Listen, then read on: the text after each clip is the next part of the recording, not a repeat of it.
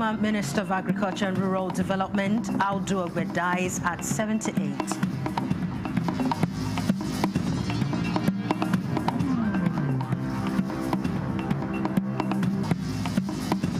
Benue State Governor receives 11 kidnapped victims, assures of rehabilitating and reuniting them with their families.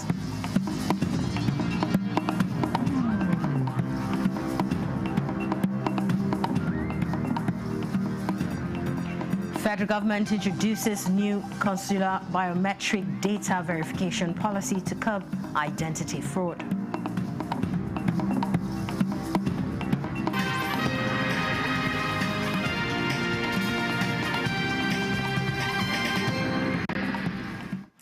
I'm Comfort. I'm Modu. Good to have you join us on the news desk at 3 live on NTA News 24. The family of Audu Innocent Ogbe has announced the passing of the former Minister of Agriculture and Rural Development, Audu Ogbe, and the eldest son confirmed to NTA News Chief Ogbe died peacefully in his sleep in the early hours of Saturday at his residence in Asokoro, Abuja. During NTA's visit to the Ogbe residence, close family members and associates gathered to offer condolences. Among the early callers was former Minister of Information and Culture, Lai Mohammed.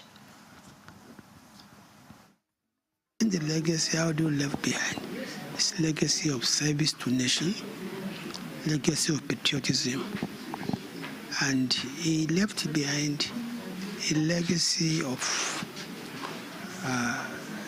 hard work wherever he was, but I think most importantly, he served the nation diligently. And I hope that younger elements will borrow a leaf from him. Chief Ogbe is a wonderful man. Right from the first day I met him, he's a wonderful man. He's a gentleman. He's a kind man. He has a big heart. And he's somebody who goes out to his way to help people, and especially had a passion for Nigeria. Born on July 28, 1947 in Otukpo, Benue State, Ogbe's distinguished career spanned the academia and agriculture and politics, leaving the enduring legacy of integrity and service. His family described him as devoted husband, father and grandfather whose principled leadership touched countless lives and advanced Nigeria's development. Not to us alone, the immediate family, but to the whole nation of Nigeria. He has been a great father. He has been a mentor to so many. He has been a peaceful man, a man of honor, a man of dignity, a man that tolerates a lot from people.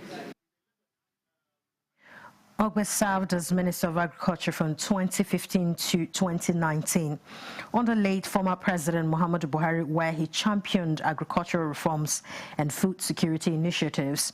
He previously held ministerial roles under President Shehu Shagari during the Second Republic, serving as Minister of Communications and Steel Development in the early 1980s. His political career also included serving as PDP National Chairman from 2011 to 2005 and Deputy Speaker of the Benue State House of Assembly. He was a graduate of King's College, Lagos, Ahmadu Bello University and the University of Tulsa, France. Ogbe's contributions to Nigeria will be remembered for their lasting impact.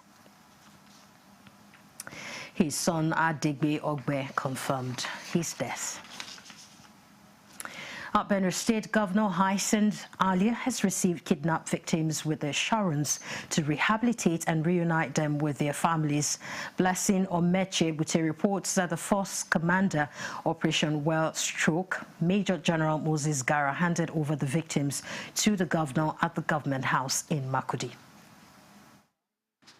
In a major raid on Se Ahu and Chito communities in Nkom local government area of Benue State, troops of Operation Well Stroke rescued 11 kidnapped victims and recovered a cache of arms and ammunition.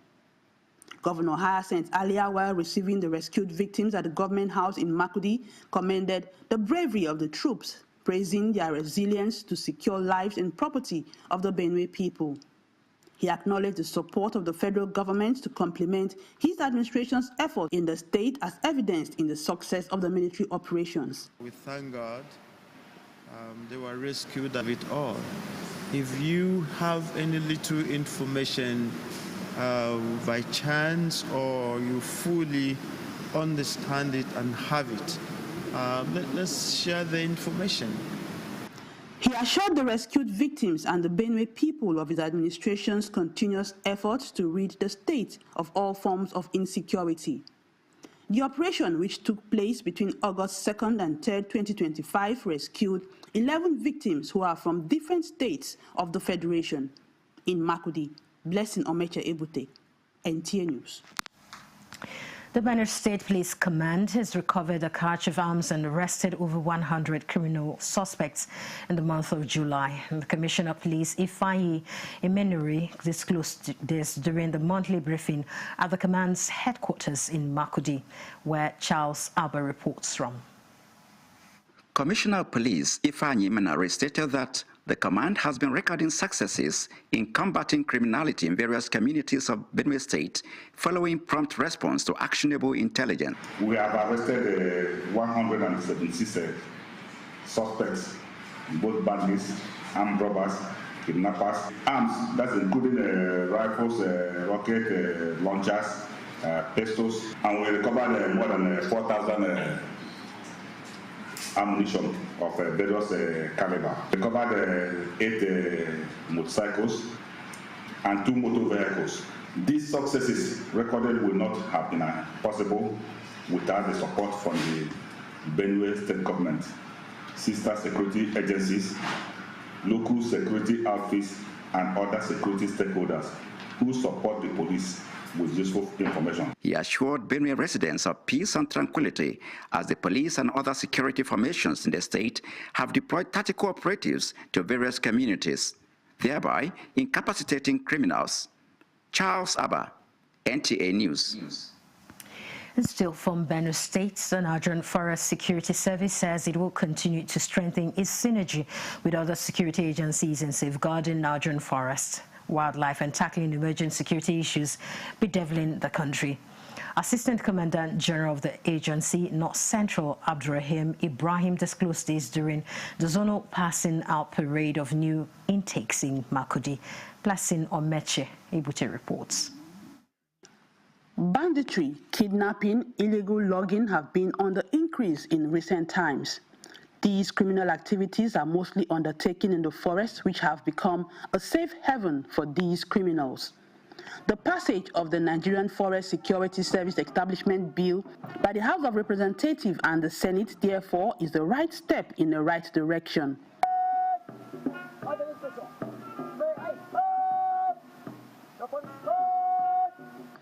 The passing out parade of over 250 new intakes into the security service will not only improve the quality and performance of the security outfit, but ensure the protection of lives and property in ungoverned areas. Assistant Commandant General, NFSS North Central, Abdurrahim Ibrahim, charged the new intakes to be of good moral standing and promptly respond to security threats in their domain.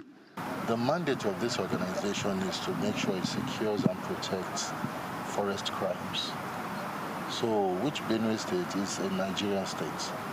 So this organization is ready and always ready to secure and protect Benue State from every form of forest crimes. He emphasized the need for local intelligence gathering for enhanced operations in the fight against insecurity in the nation's forests. In Makurdi, Blessing Omeche Ebute, NTA News. As part of efforts to curb identity fraud, data breaches, and to deter security risks globally, the federal government is implementing a new consular biometric data verification policy. Minister of Foreign Affairs Yusuf Tuga, who disclosed this, says through a verified platform with interagency support, the ministry has officially approved ASAV.ng, a digital platform for verification of Nigerian travelers. Tuga was presented with an overview of the system's features, including real-time data processing for destinations such as the Gulf and Arab countries, a key destination for Nigerian travelers and businesses.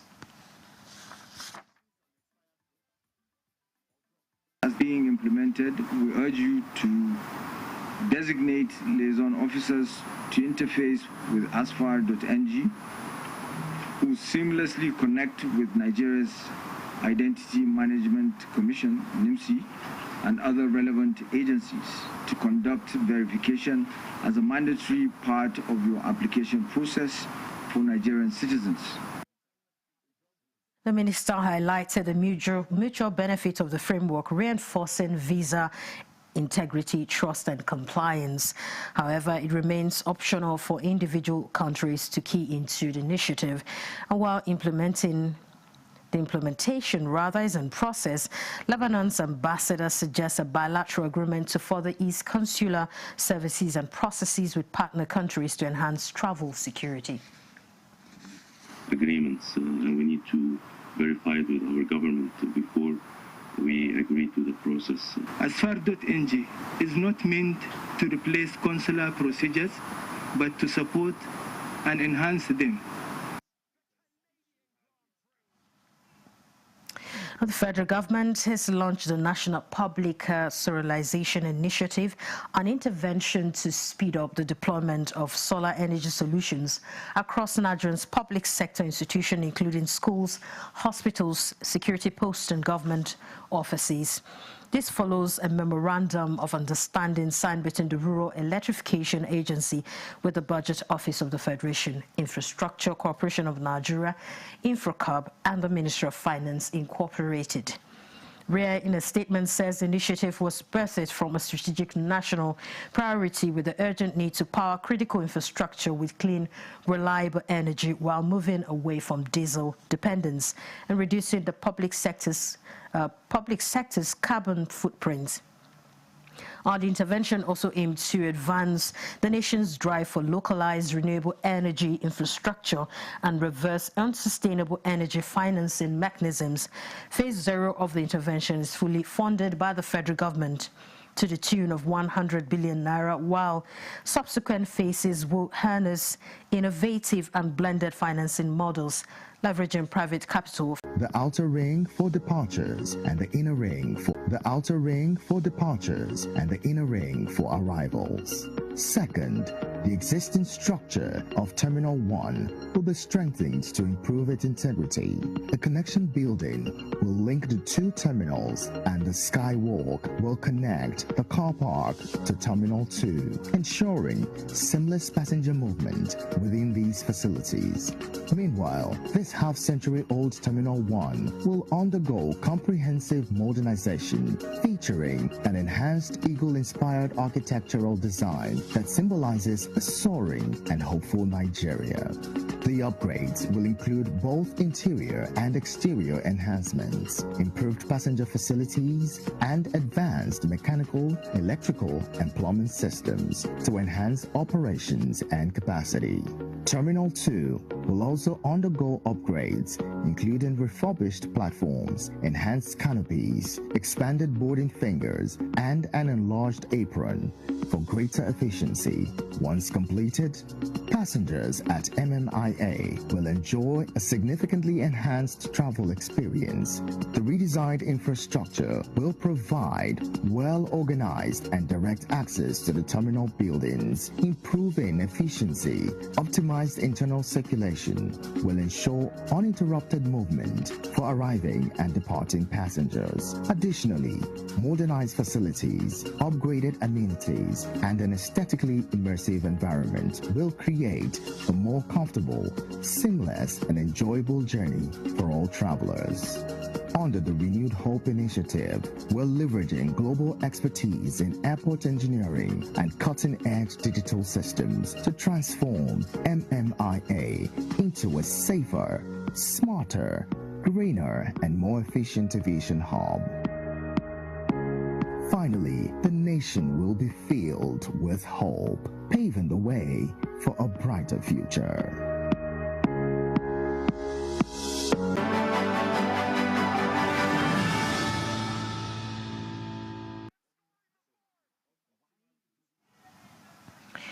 President Bola Tinubu condoles with the government and people of Benue State on the passing of Audu Ogbe, the former chairman of the People's Democratic Party. President Tinubu also commiserates with the late statesman's family, friends and associates.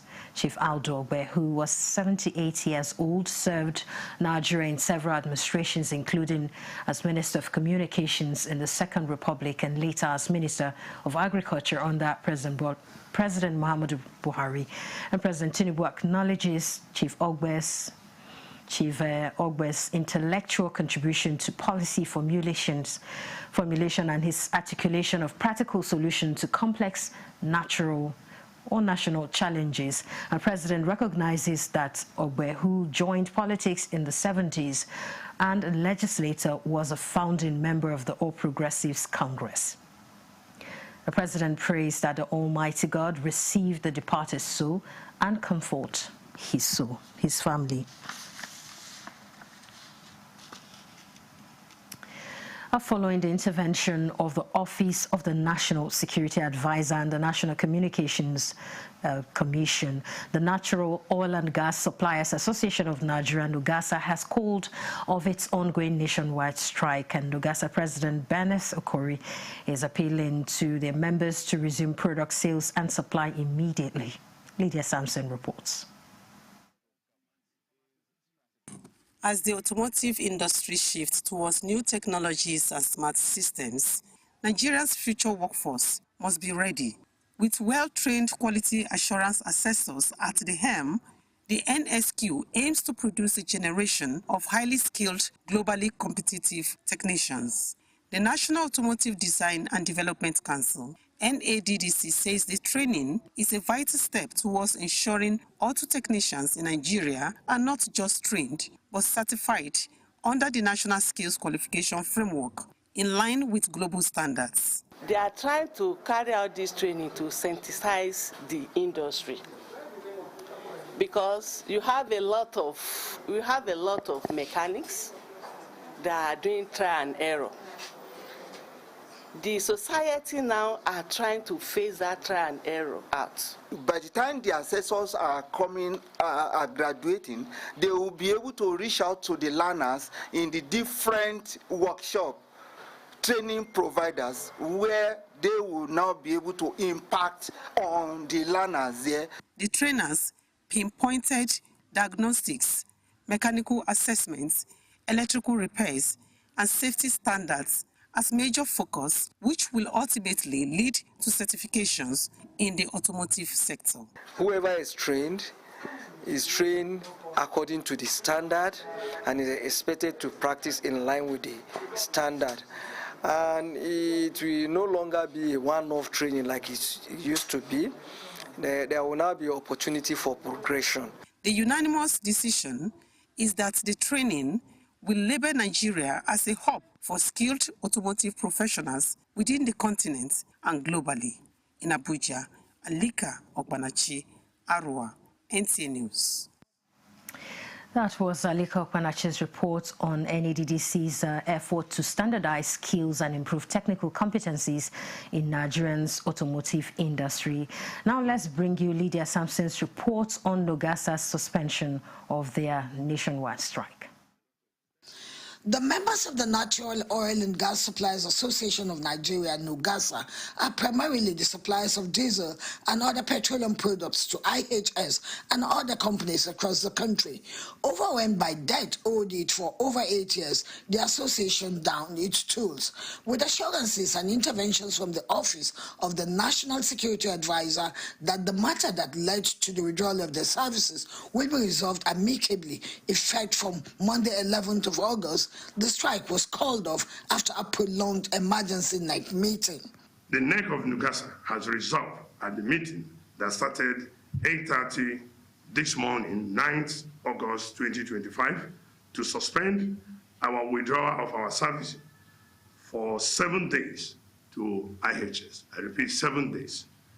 However, if the matter is not resolved within the 7 days, we will resume the withdrawal of our service effectively without further notice. All suppliers are hereby directed to resume their business with IHS immediately. If possible, 24 hours round the clock services to make up for the lost time. It is worthy to note, to state here that NUPENG was not part of this withdrawal of services by NUGASA. They were mainly concerned about the safety of their workers, which is very, very important to us as well. The president noted that the decision was taken in the interest of national security and energy security for Nigerians at large, urging all affected depots to comply appropriately. All suppliers are also to resume their businesses with IHS immediately, providing round-the-clock services to make up for lost time. He also cleared the misconception that NUPENG was part of the withdrawal of services by NUGASA, stressing that NUPENG was merely concerned about the safety of their workers and were never a part of it. In Abuja, Lydia Sampson, NTA News.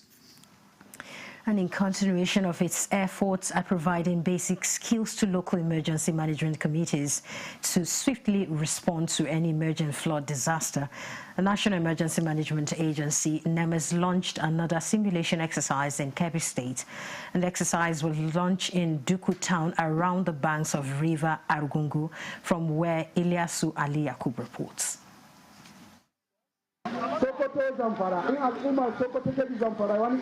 The exercise practically displayed how a flood victim can be cared for in the event of flooding, after rescue to medical attention and camping, as well as provision of food and non-food items for the upkeep of the victims.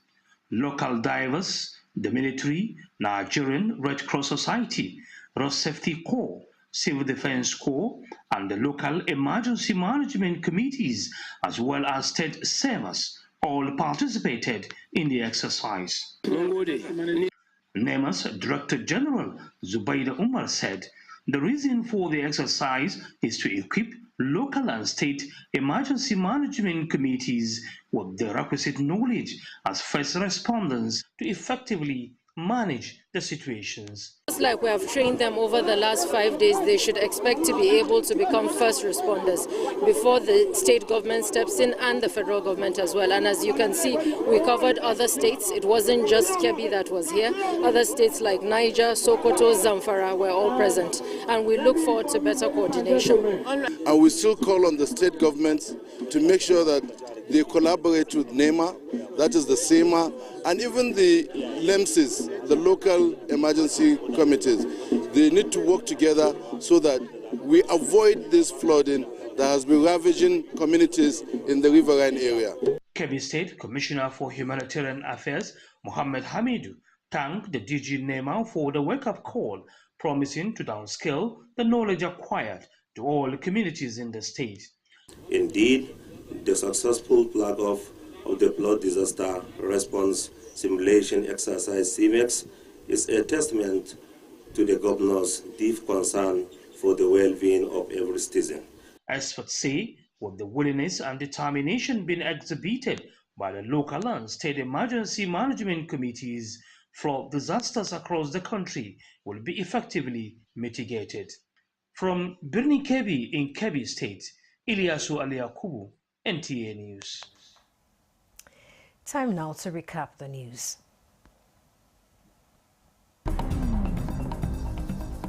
Former Minister of Agriculture and Rural Development, Aldo Ogbe, dies at 78.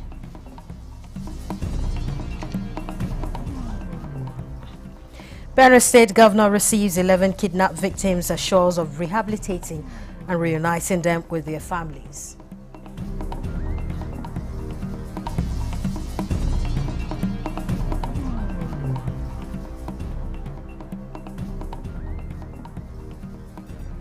Federal government introduces new consular biometric data verification policy to curb identity fraud.